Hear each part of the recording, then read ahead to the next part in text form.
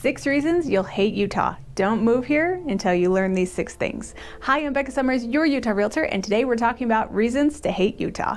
So the first one, which we are world famous for, is the snow. The snow is beautiful for the ski resorts, not so fun to drive in. And it's not too bad once you get a hang of it, but we do not close school down because we have snow plows and we will be driving in the snow. So make sure you feel comfortable with it.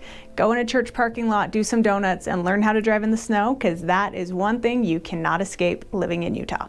The second one is the heat. We are still a desert. Even though we have fantastic snow, it gets hot and it is a dry heat. So it is not humid, which I think makes it a little bit better, but it can get up to 115 degrees in Utah in the summer, so be prepared for some heat. We have great ACs on almost every house, but it's not comfortable in the summer months. The third one is, again, along with the state, is we are a desert and it is tumbleweeds. If you are living in any area that is flat and the air is going, you're gonna get tumbleweeds in your yard. You're gonna have your yard fenced. They're still gonna get in there because we do live in a desert, even though some of the pictures make it look like we don't.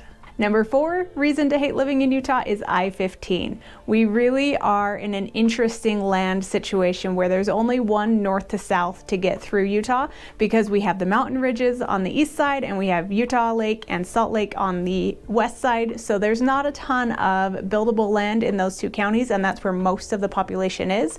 So to get north and south, all you have is I-15. So we have traffic. Now in the grand scheme, I've been in Florida, I've been in California, our traffic's not nearly that bad as larger populated areas, and they are working on the infrastructure, but it is a little frustrating if you're going around, driving around, because there's not a lot of options. You can only go north and south in one freeway, where if you're in Dallas, you have plenty of options to get around. Utah, we don't have that luxury. Number 5 might be a little controversial, but it's the liquor laws. I personally grew up here, so I didn't realize it was different until people moved here and told me about it, but our liquor laws are different. The allowable amount of liquor per drink is a lot lower. You can only have 1 drink at your table at a time, so you have to finish it to get a new one. We have state-run liquor stores that are only open on certain days, so right before the holidays they get packed. They don't sell anything above a certain level at grocery stores, so if you're looking for wine or anything else, you got to go to that state-run liquor store, and the tolerance level is a lot lower. So if you are into drinking and partying, not necessarily the same thing. There's not as many bars and outings. We still have them, but they're just a little stricter. If you're new here, make sure you like and subscribe to learn everything about Utah and real estate. And the last one is cost of living. Utah might seem like an area that should be a little more affordable, but because of our landlocked situations and our diverse school situations, we actually are about middle on the scale of cost of living. We're not the most expensive, we're not the cheapest, we fall right in the middle, but our average income for Utah is about $72,000, and our average home price is $550,000, so not exactly affordable.